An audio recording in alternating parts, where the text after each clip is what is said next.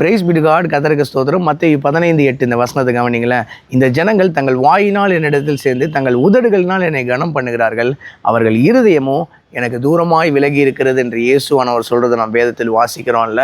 நாம் வாயினால் தேவனை துதிக்கலாம், உதடுகளினால் அவரை மகிமைப்படுத்தலாம், கனம் பண்ணலாம். ஆனால் நம்முடைய இருதயம் இயேசுவின் மேல் பிரியமாக இருக்கிறதா, அவரை சார்ந்து இருக்கிறதா கொஞ்சம் யோசிச்சு பாருங்களேன்.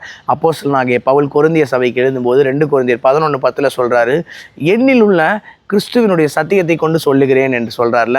என்னில் உள்ள கிறிஸ்து என்று அவ்வளோ உறுதியாக அவர் சொல்ல காரணம், அவர் இருதயத்தில் தேவனை வைத்திருந்தார், நாள்தோறும் கிறிஸ்துவனுடைய சிலுவையை சுமந்தார்ல. நீதிமொழிகள் 23:26 வாசிக்கிறோம், என் மகனே உன் இருதயத்தை எனக்கு தா, உன் கண்கள் என் வழிகளை நோக்குவதாக என்று ஞானி சொல்கிறார்ல. எரேமியா தீர்க்கதரிசி எரேமியா 17:9 சொல்கிறாரு, எல்லாவற்றை பார்க்கிலும் இருதயமே திருக்குள்ளதும் மகா கேடுள்ளதுமாக இருக்கிறது.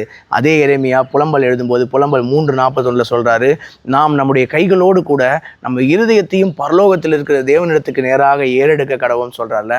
தேவன் நம்முடைய முகத்தை பார்க்கிறவல்ல, நம்முடைய சரீர வளர்ச்சியை பார்க்கிறவல்ல, நம்முடைய இருதயத்தை பார்க்கிறவர். 1 சாமுவேல் 16:7 தேவன் சாமுவேலை பார்த்து சொல்கிறாரு, நான் மனுஷன் பார்க்கிறபடி பாரேன், மனுஷன் முகத்தை பார்ப்பான், தேவனோ இருதயத்தை பார்க்கிறவர் என்று சொல்கிறார்ல.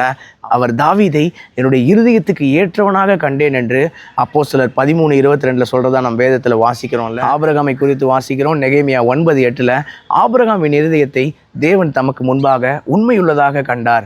நம்முடைய இருதயம் தேவனுக்கு முன்பாக உண்மையாக செம்மையானதாக இருக்கிறதா கொஞ்சம் யோசிச்சு பாருங்களேன். ரோமர் 5:5 வாசிக்கிறோம், மேலும் நமக்கு அருளப்பட்ட பரிசுத்த ஆவியினாலே தேவ அன்பு நம்முடைய இருதயங்களில் ஊற்றப்பட்டிருக்கிறபடியால் அந்த அன்பு நம்மை வெட்கப்படுத்த ஒட்டாது.